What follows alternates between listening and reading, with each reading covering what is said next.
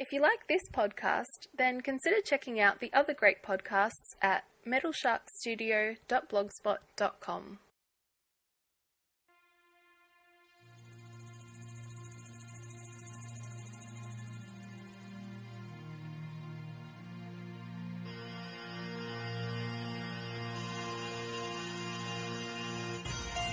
Welcome to a Skyrim Addict podcast, where I will discuss my adventures and misadventures through Skyrim. Join me. Add your stories. Add your tales.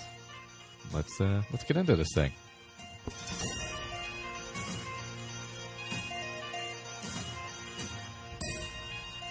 What's up, everyone? I'm back with a little quick episode here. Going to go back to talk a little bit about my legendary character. I believe that one's the Khajiit, I believe. I'm having a lot of confusion. All right, so I don't know if a lot of people play multiple characters at once. I usually didn't, but with the round table, I've been doing it. So I find that I forget where I put my shit a lot. Like, one, I got Breeze Home. The other, I got Winstead Manor. I'm like, did I store stuff somewhere and I don't know where it's at anymore? Did I completely just lose, like, thousands of septums of gear somewhere and I don't remember where they are? I'm having a lot of trouble. So for those of you who do play multiple characters at a time, any advice would be very welcome. Because, when I get on the Legendary, I stay on it for a week or two, and then I catch up with the round table, generally right before they do that. So I'll play that for like a week and a half before the round table. So then by the time I get back, I'm like, all right, shit, where was I? What was I doing? But that's kind of the issue I'm having, bouncing back and forth between characters. I believe there's going to be a round table some point this week coming up, and I was unable to attend this time as well. I had some family in town, so I'm going to record a quick thing to put in front of that, and those guys do a great job anyway. So hopefully I should be able to make the next one, it looks like. Looks like it's a day I'll be free, forbidding anything crazy happening. So that'll be cool. I'd like to hop on at least for a bit anyway. So anyway, into my legendary character. Sounded like Lumiere there. Anyway, onto the legendary character. So I'm traipsing through the Dawnguard storyline. Serana and I, we're just rolling the countryside, doing our thing. I think I forget where I left off, which I probably say at the beginning of every episode, because I do no prep work. Shh, don't tell anybody. Anyway, so I took we got the, what's that thing called? Elder Scroll. The name of the game. We got that. We went to go read it at the, what's that place called? The Cavern, what's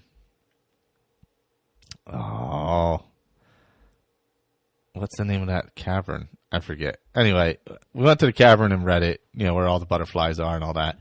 And then the vampires attack you, et cetera, et cetera, et cetera.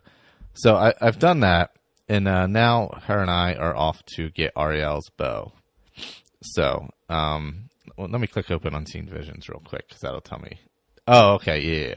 All right, so you get one of the Elder Scrolls. You got to go read it. I think you got to read the blood in order, like blood and then something else. So you have to go to Ancestor Glade, which is a really cool cavern, actually, with all the butterflies. Really cool looking inside. I kind of wander in there randomly at times and forget that it's part of the Dawnguard thing, and nothing really goes on in there if you wander in there randomly. Just butterflies flying around, but a lot of good alchemy ingredients, a lot of good flowers, things like that. So if you are in the area, just go pick some stuff. So anyway, go to Ancestor Glade. You got to get you'll look down below, there's some light. You get the draw knife from there to be able to get the bark off the tree, and then you use the bark to attract the butterflies. Now, I never really know if I just run around to the butterflies and assume I'm attracting them, and it seems to work. I never, whenever I do this, I never really have a plan. I just kind of do it, and it works. So, but then, like, a million vamps roll in and want to kill you. So, I hid, and I left Serana to fight, and that character, I'm using a bow. I'm using crossbow right now. Fiery Soul plus, I think, Shock. I think that's what I got on that one. What's weird is, though, when you have the enhanced crossbow, it doesn't show you what your enchantments are. It only shows that you have the 50%, ignore armor thing on it. So I think it's Fiery Soul and Shock, but it could be like Frost, or it could be Fiery Soul and Fire. I don't know. I don't remember which, but I have 2 on there. So I've been using just the crossbow right now because I'm about to upgrade to the glass bow. And like I said before, I prefer the regular bow. It's just faster. Although, man, the crossbow does some serious damage. So I do like that. But the regular bow is just much faster. I just prefer it. So I carry both because, why not? So you read the Elder Scroll, blah, blah, blah. It shows you where Ariel's bow is at. And so we're off to Darkfall Cave. I actually had already cleared out Darkfall Cave on this playthrough. So I was able to, I think I talked about it on a couple episodes ago. I wandered in there during my playthrough and cleared it out ahead of time, so that worked out well. Didn't do it purposely, but it worked out well. So we go through there. We didn't really have to battle anything because we already had. And we get to Gelibor, the last of one of the last 2 snow elves. And he's like, you got to kind of do something for me, and I'll tell you where to get Ariel's bow, and here you go, head into Darkfall Passage. So that's where I left off, was entering Darkfall Passage. So that's where I'm looking to go next time. So anyway, yeah, my biggest thing has been balancing the 2 characters and bouncing between playthroughs. I really should be taking notes as I do them. That way I can remember what the hell I'm doing in each one, and like where I'm keeping stuff and what I'm working on. With the roundtable one, it's easy because I have the basic outline that I'm supposed to follow, so I've been following that. So as far as character attributes and things, I mean, that's pretty easy for me to go through. The other one, I'm just this playthrough, the legendary one, where I'm in Dawnguard. I am basically doing what I enjoy most, which is sneaking and shooting. So that's pretty easy for me to keep up on. I'm getting strong enough now where I'm not like completely getting destroyed by shit. So that's helpful. I assume Ariel's bow will be even more helpful. And I'm looking forward to finishing the whole Dawnguard battle. It's been so long since I finished this quest. I'm really enjoying it quite a lot. I wonder I'm not sure what I'm going to go on to next with with this particular character, but man, I really love really loving the Dawnguard story. I forgot how much I enjoyed it the first time through. There was a lot more to it than I remember, but yeah. Other than that, that's all I've really been playing with it.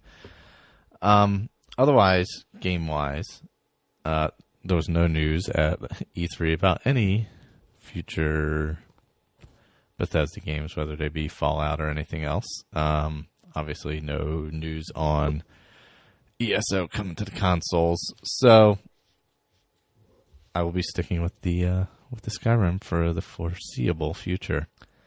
So that's my plans as of now. I'll be recording a little bit later in the week for the roundtable thing, and adding on to that, I believe we did an episode of Chatterbox last week. I think last week. Might have been the week before. You can check that out, chatterboxpodcast.com. Or you can search it on iTunes. It's 2 separate words. I was on Earwash with Blake and Andrew, where I talked possibly about 1980s AM talk radio in Philadelphia. amongst other things. But so I'm not sure when that's going to be up, but check that out. That's actually over on Metal Shark. I just kind of talked about podcasting, how I found it, how I got involved in it, when I started listening, et cetera, et cetera, et cetera. And since I talk a lot, obviously, since I do a show by myself, I was able to ramble on for a bit. So I think it went a little longer than we had planned, but that's cool. Other than that, I think that's all I got. So you can email the show, SkyrimAddictPodcast@gmail.com. You could join the Facebook group, which a bunch of people have done. Thank you to new people who have joined. Feel free to hop into any conversation. Or start one. It's more than welcome. I will be doing an episode with Ben from Expansive DLC in early July. I think we're shooting for the first week of July, so that'll be a fun episode. And what else?